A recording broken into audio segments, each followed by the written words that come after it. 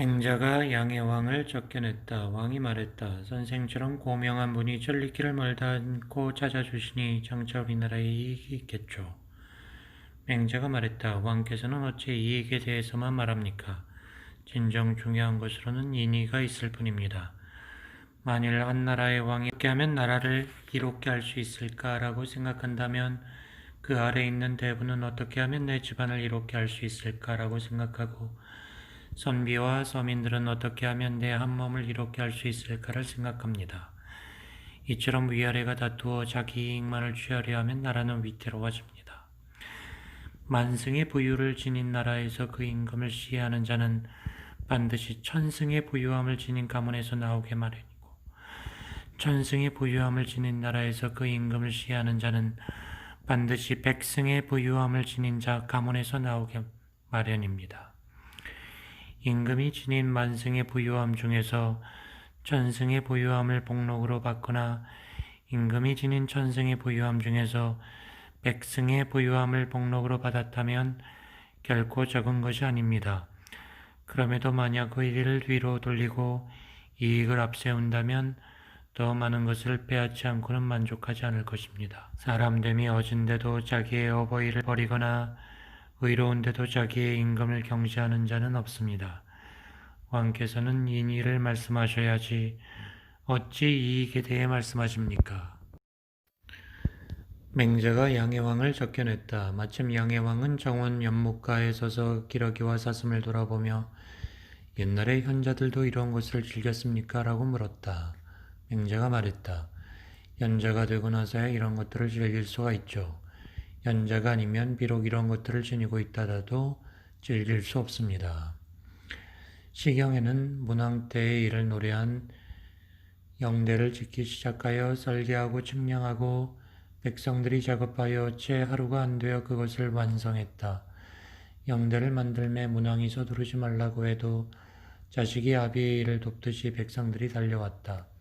다 만들어지고 문왕께서 영유에 머무니 사슴은 느긋하게 앉아있네. 사슴은 살쪄서 윤택하며 흰 기러기는 하얗도다. 문왕께서 영소 가에 머무시니 영소에 가득 찬 물고기들이 뛰어놀았다. 라는 구절이 있습니다. 문왕은 백성들의 힘으로 누대를 만들고 연못을 만들었는데 백성들이 그것을 기뻐하고 즐거워하며 그 누대를 영대라고 부르고 그 연못을 영소라고 부르며 그곳에 사슴과 물고기와 자라가 있는 것을 즐거워했던 것입니다. 과거 현자들은 이처럼 백성들과 즐거움을 함께 했기에 진정으로 즐길 수가 있었습니다.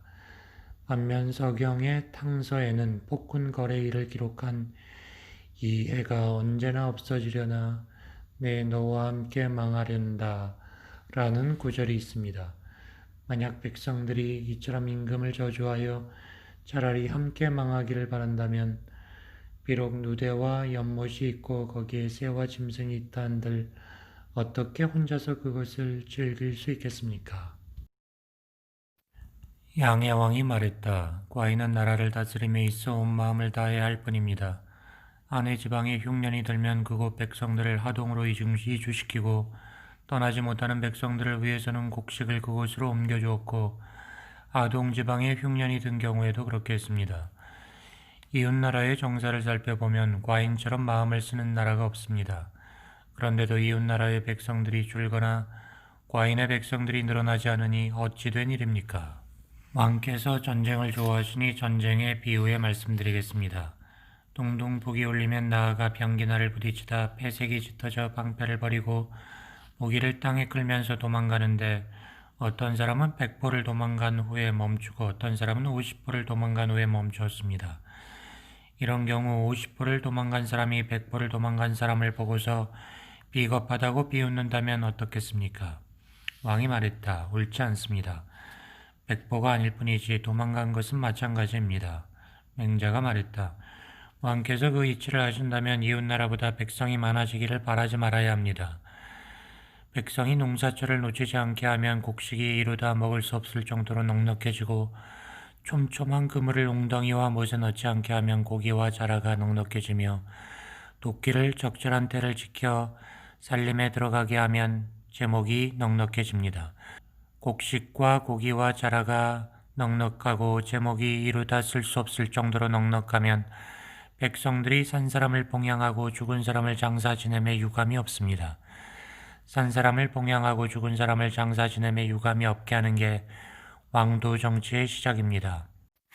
오무 넓이의 집둘레에 뽕나무를 심으면 50세 된 노인이 비단 옷을 입을 수 있게 되고 닭과 돼지와 개 등의 가축을 기름에 그때를 놓치지 않으면 70세 된 노인이 고기를 먹을 수 있습니다.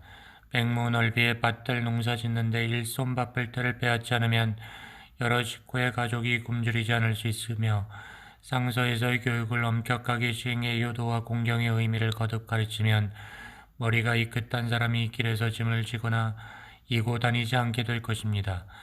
70세 된 노인이 비단 옷을 입고 고기를 먹으며 일반 백성이 굶주리거나 헐벗지 않게 하고도 통일된 천하의 왕이 되지 못할 사람은 없습니다.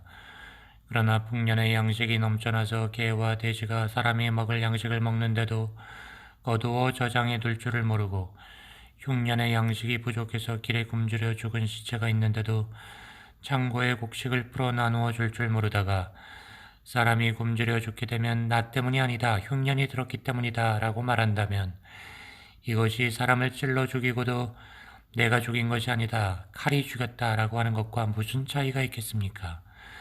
왕이 흉년을 핑계 삼지 않으면 천하의 백성들이 왕에게 모여들 것입니다. 양여왕이 말했다. 과인은 기꺼이 선생의 가르침을 받고 싶습니다. 맹자가 말했다. 사람을 죽이는데 몽둥이로 죽이는 것과 칼로 죽이는 게 다를 게 있습니까? 왕이 말했다. 다를 게 없습니다. 맹자가 말했다. 칼로 죽이는 것과 정치로 죽이는 것이 다를 것이 있습니까? 왕이 말했다. 다를 것이 없습니다. 맹자가 말했다. 지금 왕의 주방에는 살찐 고기가 있고 마구간에는 살찐 말이 있는데 백성들은 굶주리고 들에는 굶어 죽은 시체가 있으니 이것은 짐승을 몰아서 사람을 잡아먹게 하는 것과 같습니다. 사람들은 짐승들이 서로 잡아먹는 것도 싫어합니다. 그런데 백성의 부모인 왕으로서 정치를 하면서 짐승을 몰아 사람을 잡아먹게 한다면 백성의 부모다움은 어디 있는 것입니까? 공자께서는 처음으로 장례식에서 순장에 쓰는 인형을 만든 자는 후손이 끊길 것이다 라고 말했습니다. 그것은 사람의 모습을 본떠 사용했기 때문입니다. 그런데 어떻게 백성들을 굶어 죽게 할 수 있습니까? 양의왕이 말했다. 예전 우리 진나라가 천하에서 가장 강성했다는 것은 선생도 아실 겁니다. 그런데 과인에 대해 이르러 동쪽으로는 제 나라의 패에 내 큰아들이 죽었고 서쪽으로는 진나라의 땅을 700리나 뺏겼고 남쪽으로는 초나라의 패배에 모욕을 당했습니다. 과인은 이것을 수치스럽게 여기고 있습니다. 죽은 사람들을 위해서 남김없이 사력을 하고 싶은데 어떻게 하면 좋겠습니까? 맹자가 말했다. 땅이 사방 백리만 되어도 통일된 천하의 왕이 될 수 있습니다. 만일 왕께서 백성들에게 인정을 베풀어서 형별을 감면해주고 세금을 적게 하며 농지를 깊게 갈고 잘 김매게 하여 장정들이 일이 없는 날에는 효제와 충신의 덕을 닦아 집에 들어가서 아버지와 형을 섬기고 밖에 나가서는 어른들을 섬기게 하면 몽둥이를 만들어 가지고도 진나라와 초나라의 견고한 가복과 예리한 무리에 맞서게 할 수 있을 것입니다. 반면 진나라와 초나라의 군주들은 지금 백성들이 농사 지을 때를 빼앗아 밭 갈고 김매서 그 부모를 봉양할 수 없게 하고 부모는 추위에 떨고 굶어 죽으며 형제와 처자들은 사방으로 흩어지게 하고 있습니다. 이렇게 그들이 백성들을 고통의 구덩이에 빠뜨릴 때 왕께서 가서 정벌을 하면 누가 왕에게 대적할 수 있겠습니까? 그러므로 옛말에 어진 사람에게는 대적할 수 없다. 인자무적이라 했습니다. 왕께서는 제 말을 의심하지 마십시오. 맹자가 양양왕을 만나보고는 밖으로 나와서 사람들에게 말했다. 멀리서 바라봐도 임금답지 않고 가까이 다가가도 위험을 볼 수 없더군. 뜬금없이 전하는 어떤 방향으로 결정날까이라고 묻길래 내가 통일로 결정날 것입니다라고 했다. 그러자 누가 통일을 이룰 수 있을까요라고 묻더군. 나는 사람 죽이기를 좋아하지 않는 사람이 통일을 이룰 것입니다라고 말했다. 그러자 누가 그를 따르겠습니까? 라고 묻더군. 나는 이렇게 대답했지. 천하의 사람들 중 따르지 않을 사람이 없을 것입니다. 왕께서는 벼에 싹이 되어야 하십니까? 7월 8월 사이에 가물면 말랐다가 하늘이 뭉게구름이 생겨나 기세 좋게 비가 내리면 다시 싱싱하게 자라납니다. 이와 같이 되면 누가 그것을 막을 수 있겠습니까? 지금 천하의 왕 중 사람 죽이기를 좋아하지 않는 사람이 없습니다. 만일 사람 죽이기를 좋아하지 않는 사람이 있다면 천하의 백성들이 다 목을 빼고서 그를 바라볼 것입니다. 진정 이와 같다면 백성들이 그에게 돌아가는 것이 물이 낮은 대로 흘러가는 것과 같을 것인데 그 힘찬 기세를 누가 막을 수 있겠습니까? 제나라 선왕이 제나라 왕공과 제나라 문공의 일을 들어볼 수 있겠습니까? 라고 물었다. 맹자가 말했다. 우리 공자의 제자들 중에는 제나라 왕공과 제나라 문공의 일을 이야기한 이가 없었습니다. 그래서 후세에 전해진 것이 없어서 저도 듣지 못했습니다. 그래도 굳이 말해보라 한다면 왕도에 대해서 말씀드리겠습니다. 왕이 덕망이 어떠해야 통일된 천하의 왕이 될 수 있습니까? 라고 묻자 맹자는 백성들을 잘 보호해 주고서 왕이 된다면 그를 막을 사람이 없을 것입니다. 라고 대답했다. 왕이 말했다. 과인과 같은 사람도 백성을 잘 보호할 수 있겠습니까? 맹자는 말했다. 할 수 있습니다. 왕이 말했다. 어떤 근거에서 내가 할 수 있다는 것을 아십니까? 맹자가 말했다. 제가 호홀이라는 신하에게서 다음과 같은 이야기를 들었습니다. 왕께서 대청 위에 앉아 계실 적에 소를 끌고 대청 아래를 지나가는 사람이 있었는데 왕께서 그걸 보고 소가 어디로 가냐고 물으셨다더군요. 그 사람이 대답하기를 피를 받아서 종에 바르려고 합니다라고 대답하자 왕께서 그 소를 놓아주어라. 나는 그 소가 두려워 떠는 것이 마치 아무런 죄도 없으면서 사지로 끌려가는 것 같아 참아볼 수가 없구나 라고 했다면서요. 그래서 그 사람이 그렇다면 종의 피를 바르는 의식을 그만둘까요? 라고 묻자 왕께서는 어떻게 그것을 그만둘 수 있겠느냐? 양으로 바꿔라 라고 하셨다는데 그런 일이 있었습니까? 그런 마음이라면 통일된 천하의 왕이 되기에 충분합니다. 백성들은 모두 왕께서 소 한 마리가 아까워서 그랬다고 하지만 저는 왕께서 끌려가는 소의 모습을 차마 볼 수 없어서 그렇게 하셨다는 것을 알고 있습니다. 왕이 말했다. 그렇습니다. 실제로 그렇게 생각하는 백성들이 있습니다. 그러나 제 나라가 비록 작긴 하지만 내가 어찌 소 한 마리를 아까워하겠습니까? 그 소가 두려워 떠는 것이 아무런 죄도 없으면서 사지로 끌려가는 것 같아 차마 볼 수 없었기에 양으로 바꾸려고 했던 것입니다. 맹자가 말했다. 왕께서는 백성들이 왕이 소 한 마리가 아까워서 그랬다고 말하는 것을 이상하게 생각하지 마십시오. 백성들은 단지 왕께서 작은 양으로 큰 소를 바꾸는 것만 보았을 뿐이니 어떻게 왕의 깊은 뜻을 알 수 있겠습니까? 그런데 왕께서 그 소가 아무런 죄도 없으면서 사지로 끌려가는 것을 측은하게 생각했다면 어째서 소와 양을 차별하셨는지요? 왕이 웃으며 말했다. 정말 무슨 마음에서 그랬을까요? 제가 재물이 아까워서 작은 양으로 바꾸라고 한 것은 아니었습니다. 그러나 선생님의 말씀을 듣고 보니 백성들이 내가 재물을 아까워했다고 말하는 것도 당연하겠습니다. 맹자가 말했다. 괜찮습니다. 그것이 바로 인을 실천하는 방법입니다.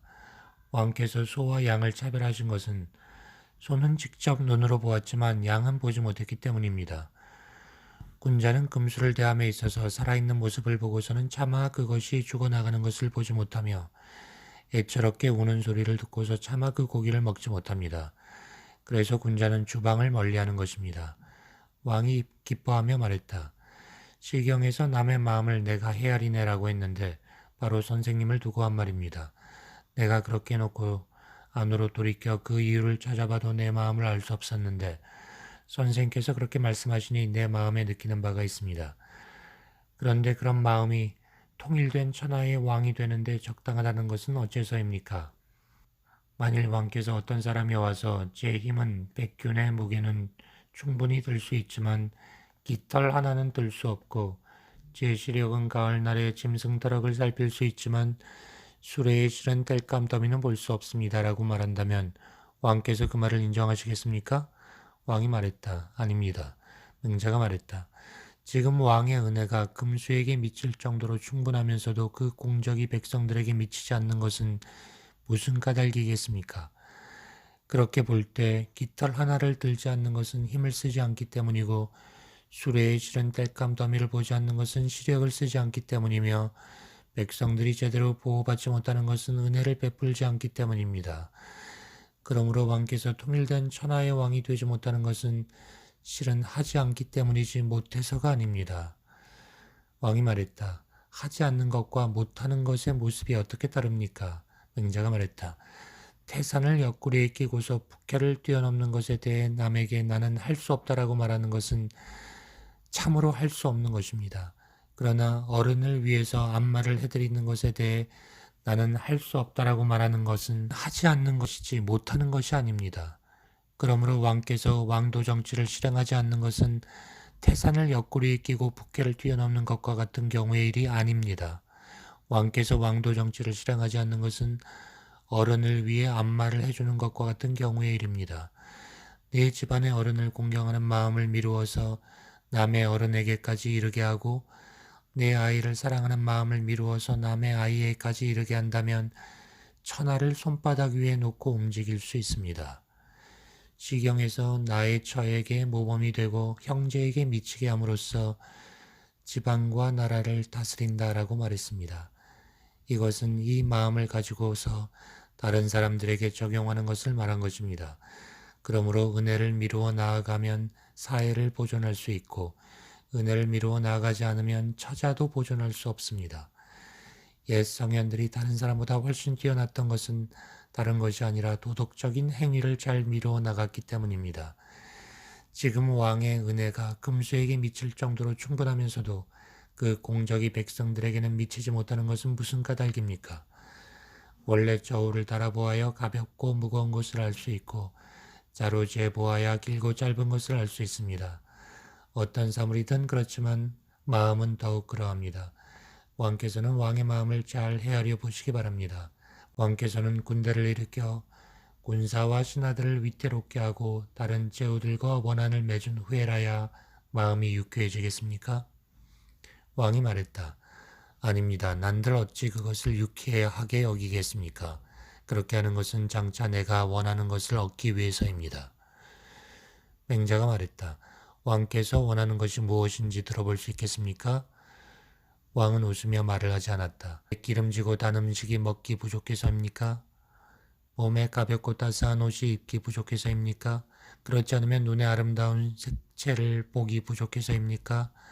귀에 음악이 듣기 부족해서이거나 주위의 측근들이 부리기에 부족해서입니까? 왕이 여러 신하들이 그것들을 충분히 공급할 터인데 왕께서 이런 것들 때문에 그러시게 하겠습니까? 아니죠. 그것들 때문에 그렇게 하는 것이 아닙니다. 맹자가 말했다. 그렇다면 왕께서 간절히 원하는 것을 알만합니다. 영토를 넓히고 진나라와 초나라로 하여금 조공을 바치게 하고 중국의 중심에 자리 잡고 사방의 이민족들을 주무르려고 하는 것이죠. 그러나 그런 방법으로서 그런 소원을 이루려고 하는 것은 나무에 올라가서 물고기를 잡으려는 것과 같습니다. 왕이 말했다. 그 정도로 심한 것입니까? 맹자가 말했다. 그보다도 더 심한 것이죠. 나무에 올라가 물고기를 잡으려는 경우는 물고기를 잡지 못한다 하더라도 뒤탈은 없습니다.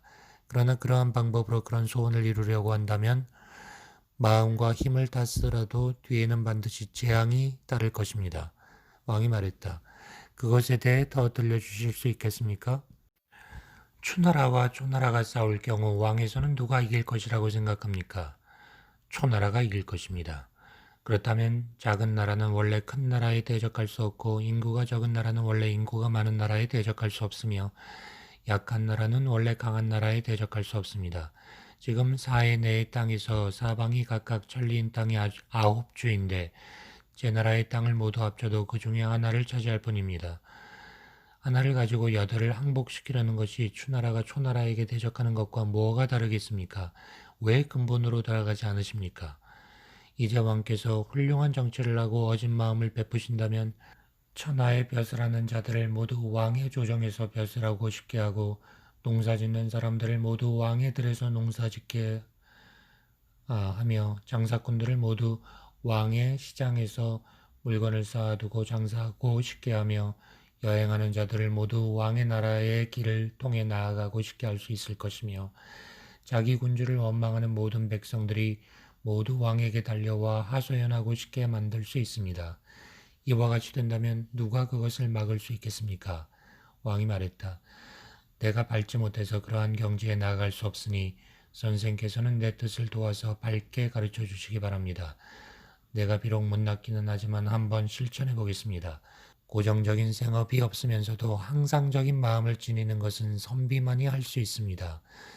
일반 백성의 경우는 고정적 생업이 없으면 그로 인해 항상적인 마음도 없어집니다.